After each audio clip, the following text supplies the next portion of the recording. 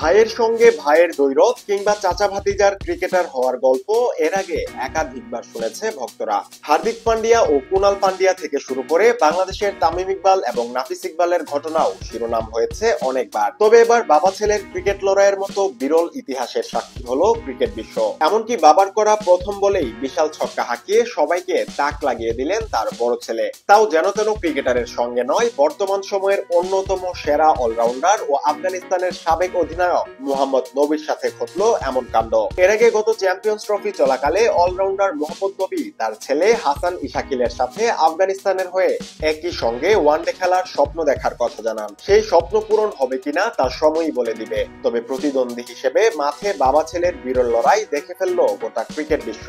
গত শনিবার আফগানিস্তানে শুরু হয় ঘরোয়া লিগের টি-20 টুর্নামেন্ট সপাগিজা ক্রিকেট লিগ। 5 দলের এই টুর্নামেন্টে মঙ্গলবার মুখোমুখি হয়েছে দেশটির তারকা অলরাউন্ডার মোহাম্মদ নবীর দল মিস আইনাক নাইটস ও তার ছেলে হাসান ইশাকিলের দল আমু শার্কস। কাবুল আন্তর্জাতিক ক্রিকেট স্টেডিয়ামে অনুষ্ঠিত ম্যাচে বাবা নবীর প্রথম বলেই বিশাল ছক্কা মেরেছেন ছেলে ইশাকিল। সেই মুহূর্তের ভিডিও দ্রুতই নেট দুনিয়ায় ছড়িয়ে পড়ে। ইনিংসের নবম ওভারে বল হাতে নেন মোহাম্মদ নবী। রাউন্ড দ্য উইকেট থেকে নিজের প্রথম বলটা করেন ইশাকিলের পছন্দের স্লটে। সুযোগটা হাতছাড়া করেননি তিনি। সজোরে ব্যাট চালিয়ে ডিপ মিড উইকেটের উপর দিয়ে বল পাঠান সীমানার বাইরে। ভিডিওতে দেখা যায় ছক্কা খাওয়ার পর ছেলের দিকে কয়েক সেকেন্ড বিস্ময় নিয়ে তাকিয়ে থেকে পরে বল করতে যান নবী।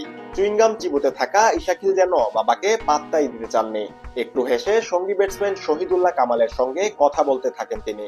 ছেলের কাছে ছক্কা হজম করে নবীর কেমন অনুভূতি হয়েছে জানা যায়নি, তবে উচ্ছ্বসিত হয়ে ওঠেন ধারাভাষ্যকাররা। তাদের একজন বললেন দারুণভাবে বাবাকে স্বাগত জানালেন হাসান। আরেক ধারাভাষ্যকারকে বলতে শোনা যায় দুর্দান্ত মুহূর্ত, বাবা বল করছে ছেলেকে আর প্রথম বলেই ছক্কা হাঁকিয়ে যেন বুঝিয়ে দিল তুমি আমার বাবা।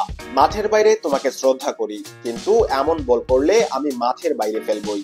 এই নিয়ে অবশ্য ক্রিকেট ভক্তরা মাতামাতি করতেও ভুল করেননি। পুরো বিশ্ব ক্রিকেটে এখন এটি আলোচনা সৃষ্টি করেছে।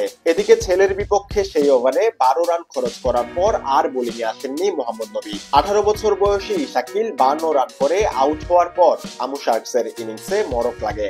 দলটি 7 রানের মধ্যে 8 উইকেট হারিয়ে 162 রানে অল আউট হয়। জবাবে 3 ওভার বাকি রেখেই লক্ষ্য টপকে যায় মিস আইনাক নাইটস। নবী 3 বলে 6 রানে অপরাজিত থাকেন। ছক্কা মেরেই তিনি দলকে জয়ের বন্দরে পৌঁছে দেন।